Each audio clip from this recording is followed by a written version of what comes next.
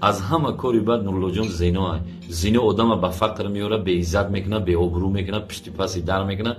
بزرگای ما میگفتن که بچم پهلوانی دختر نگاه نکن که کسرتیش میزنه، به اقبال میکنه آدم. من خیلی از سوالی که ما مشق میکردیم میگفت پهلوان تو اصلا به سری زنی نامحرم نگاه نکن، پهلوان شوخی نکن.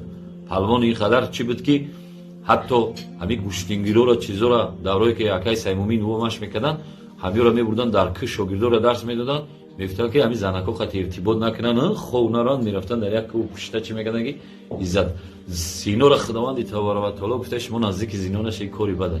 هر کسی که زنا میکنه زنا سه بلا داره. زناگر هیچ وقت بوی نمیشود.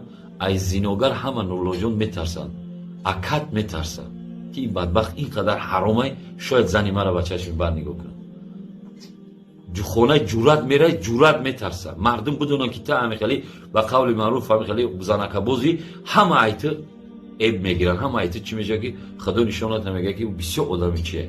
اعتماد آدم پس میشه، به عزت و به آبرو میشه. تمام انسانایی را که من میدونم که همش اتوریته بدن، عزت داشتن، بالا بودن، نونشون در روغن بود، بهترین ماشینا را داشتن، بهترین بیزنس داشتن، اومدن بانونی گدایی زدن، آخر دا اومدن ایره مرکه بیریشدن.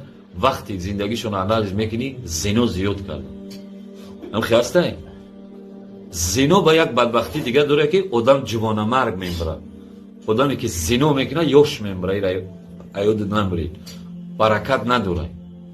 با همین خاطر قدرت داری زن بگی، زن با قدرت داشته باشی زنی دیگه بگی نه که زنا نکن. زنا بسیار چیزی بده. جوانا هم خیلی کوشش کنه که زنا زرین چشم کم میکنه. زنا مریضایی که در پوست خروش میشه، مریضای سپید و سیفلیس و هر خیل مریضایی کسی که اروسا میگن نیدلیچی می او را لیچه نکردن نمیشه. همین چیزی را که خدا و رسول اکرم صلی الله علیه و گفت که خلاف پیغمبر هر کس را بگید هرگز به مقصد نخواهد رسید. پیغمبر معنیش کرده سوره حشر در آیت دادیم که بسم الله الرحمن الرحیم میگه و ما اتاکم رسول فخذوه و ما نهاکم عنه فانتهوا. چیزی را که پیغمبر داده او را بگیرید، چیزی را گفت نکنین باید چیکار کنین ازش؟ نکنین. دیگه بهانه نیاورین. ایش میویا هیچ نمیکنه، این خیلی میوره، اسم میکنه او همین انگور حرامه، وینو حرامه، سکر داره آدم مست میکنه حرامه بگوش، میخریش حرامه بگو بخورش.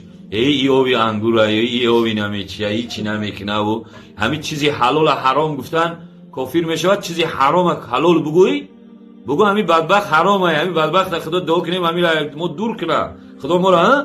یکی خیلی که میگیره هیچ نمی اوی جوای ای اوی چیه همش نعمتی خدای بخشون در روایت میوان. خداوند اینقدر ناراحت میشه میگه چیزی را که من حرام کردم، چیزی را که پیغمبر من بود تو میخزی تو را چی میگینی؟ و همین خاطر این چیزا در سمتی و نرین.